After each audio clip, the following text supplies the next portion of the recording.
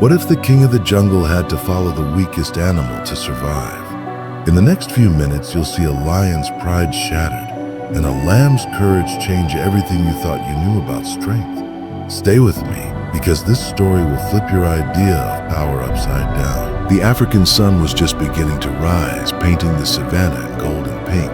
The world was waking up, but for Baruti, the lion, sleep had been restless. He was the king here, his mane thick and regal, his roar echoing for miles. Every animal knew his name, and most trembled at the sound of his footsteps. But this morning, Baruti felt a strange heaviness in his chest, a weight that had nothing to do with hunger. He walked alone, as he often did, surveying his kingdom. The grass was tall, the air was cool, and the world seemed peaceful. But Baruti's mind was troubled. He had fought many battles, led his pride through drought and danger, and always emerged victorious. Yet beneath the surface, he felt a loneliness that no victory could cure. As he approached the river, a wide, rushing torrent swollen by recent rains, Baruti paused. He needed to cross to patrol the far side of his territory, but the water was higher and faster than he'd ever seen. He crouched low, muscles tensed, eyes searching for a safe path. For the first time in a long time, he hesitated. That's when he saw her. A small white lamb, barely more than a bundle of woolen legs, stood at the river's edge. She was alone, far from any flock, and seemed completely unafraid. Baruti's instincts told him to pounce, to claim an easy meal. But something about the lamb's calm, steady gaze stopped him. The lamb looked up, her eyes meeting Baruti's. There was no fear, only curiosity. For a moment, the world seemed to hold its breath. The lamb nodded, her voice soft but clear. "We're Baruti, the king of these lands." Baruti was taken aback. "And you're not afraid?" The lamb shook her head. "Should I be? You look more troubled than dangerous." Baruti let out a low chuckle, surprised by her eyes. The lamb smiled. But sometimes being small means you see things others miss. Baruti sat beside her, the river roaring at their feet. He watched the water, feeling the pull of the current, the uncertainty of the crossing. The lamb watched her eyes, gentle and wise. "Why are you here?"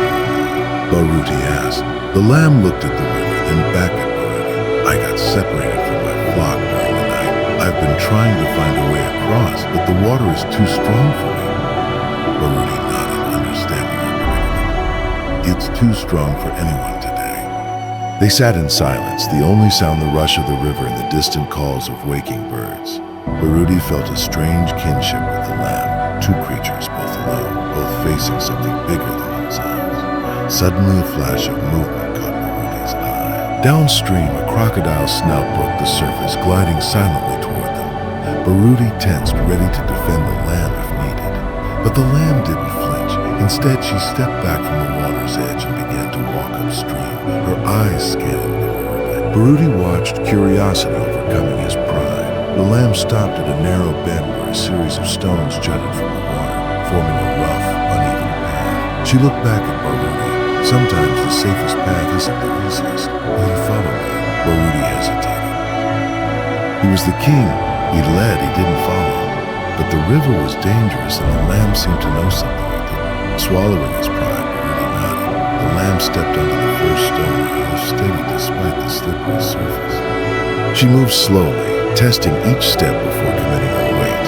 Baruti followed, his massive paws dwarfing the stones, his heart pounding with every step. The current tugged at his legs, but he kept his eyes on the lamb, trusting her path. Halfway across, a stone shifted beneath Baruti's paw. He stumbled, nearly falling into the rushing water. The lamb turned, her eyes calm. "Don't look at the water. Look at me, one step at a time." Baruti focused on the lamb, her small form a beacon of courage. He took another step, then another, until finally they reached the far bank, safe and dry. Baruti shook the water from his mane, relief flooding through him. "Thank you," he said, his voice thick with emotion. "You saved me." The lamb smiled. Sometimes the strongest thing you can do is trust someone else. They walked together through the tall grass, the sun climbing higher in the sky. Baruti found himself talking to the lamb, sharing stories of his pride, his battles, his fears. The lamb listened, her eyes kind and understanding. "I've always had to be strong," Baruti admitted, "but sometimes I wish I didn't have to do it alone." The lamb nodded. The strength isn't just about muscles or roars. It's about knowing when to ask for help, when to listen, when to follow. Baruti realized how true her words were. He had spent his life leading, but in this moment he had learned more by following. As they walked, they came upon a group of lions, Baruti's pride. Other lions stared in shock at the sight of their king walking beside a lamb. Whispers rippled through the group. Baruti raised his head, his voice strong. And today I learned that even a king can follow. That wisdom and courage can come from the most unexpected places. This lamb saved my life, not with strength, but with trust and cleverness. The pride was silent, the lesson sinking in. The lamb looked at the young lion. Sometimes the smallest voice can show the way. From that day on, the pride welcomed the lamb as one of their own. She shared her wisdom, teaching the lions about patience, about watching and listening, about finding strength and gentleness. The lions, in turn, taught the lamb about courage, about standing tall, about protecting those you care for. The savannah changed.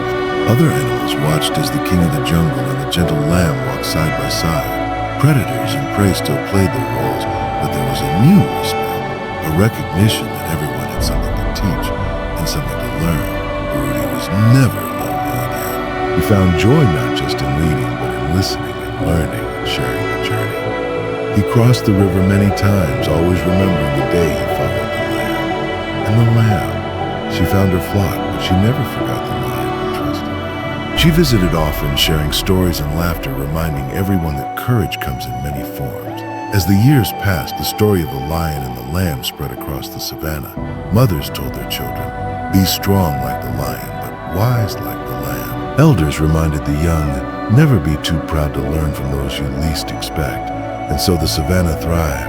The river flowed, the grass grew tall, and the sun rose and set on a world where strength and humility walked hand in hand. So the next time you find yourself at a crossroads, unsure whether to lead or to follow, remember Baruti and the lamb. Sometimes the bravest thing you can do is trust someone else's path, and sometimes the smallest voice can teach the greatest lesson. What if the king of the jungle had to follow the weakest animal to survive? Now you know. And maybe, just maybe, the next time you face your own river, you'll remember. True strength is knowing when to lead and when to follow. As the seasons turned and the savannah shifted from green to gold and back again, Baruti and Amara's friendship deepened, their days filled with new lessons and unexpected challenges, for the world around them was always changing, and every sunrise brought a new test of courage, wisdom, compassion. Together they wandered far beyond the boundaries of Baruti's old territory, meeting animals who had never seen a lion and a lamb walk side by side. And everywhere they went, their story sparked whispers and wonder. In the cool shade of a baobab tree, they listened to the slow, thoughtful words of Temba the tortoise, who spoke of patience and the power of waiting for the right moment, teaching Baruti that sometimes the greatest strength is in restraint, not action. In the tangled branches above, Zuri the monkey swung and laughed, showing them that joy could be found even in hardship, and that laughter was a kind of courage all its own. They helped a wounded cheetah learn to run again, comforted a grieving elephant who had lost her herd, and rescued a young hare named Lena from a snare, each encounter weaving a new thread into the tapestry of their journey, each animal leaving a mark on their hearts. The savannah itself became a living classroom, its storms and droughts, its abundance and scarcity, all teaching Baruti and Amara that survival was not just about strength or speed, but about adaptation, kindness, and the willingness to learn from every creature, no matter how small.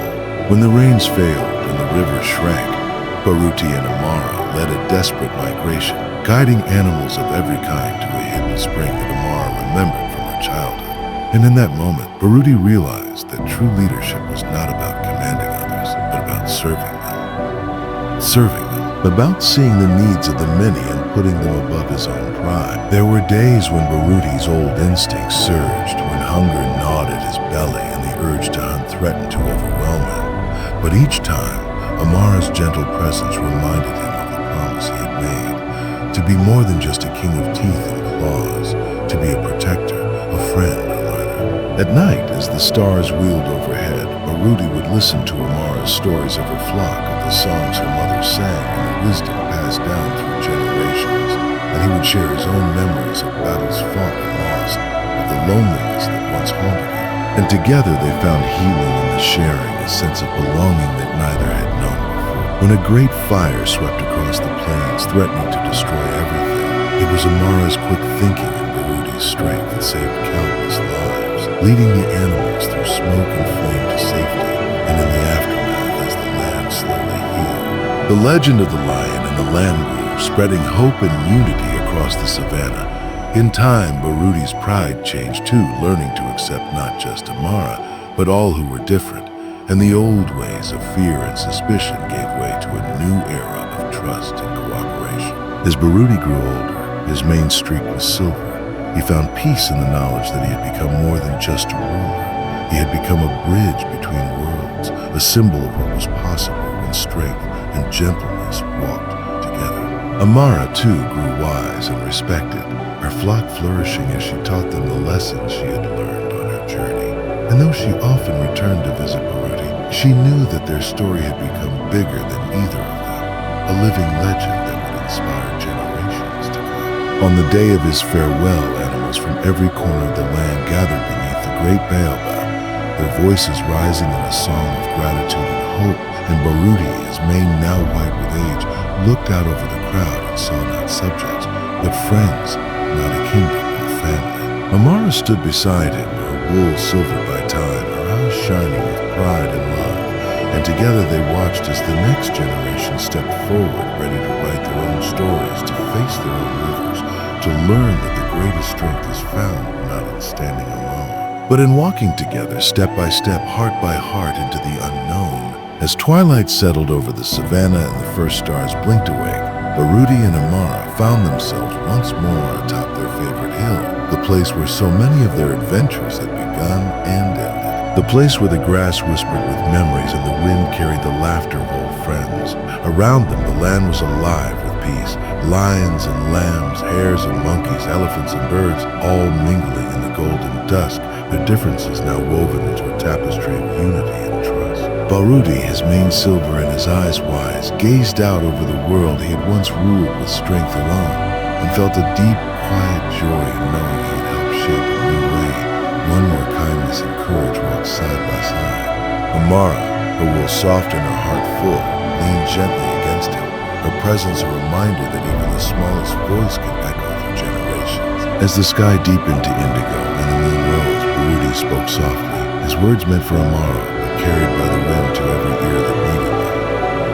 We began as strangers, you and I, but together we learned that true greatness is not in standing above others, but in lifting them up. Not in leading with fear, but in following with trust.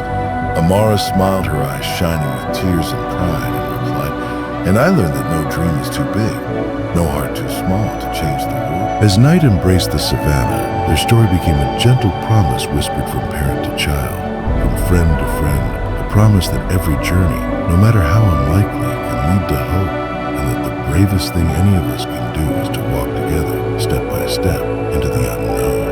And so beneath a sky ablaze with stars, the lion and the lamb rested side by side, their legacy alive in every act of kindness, every moment of courage, and every heart that dared to believe that even the wildest dreams can come true. Subscribe for more.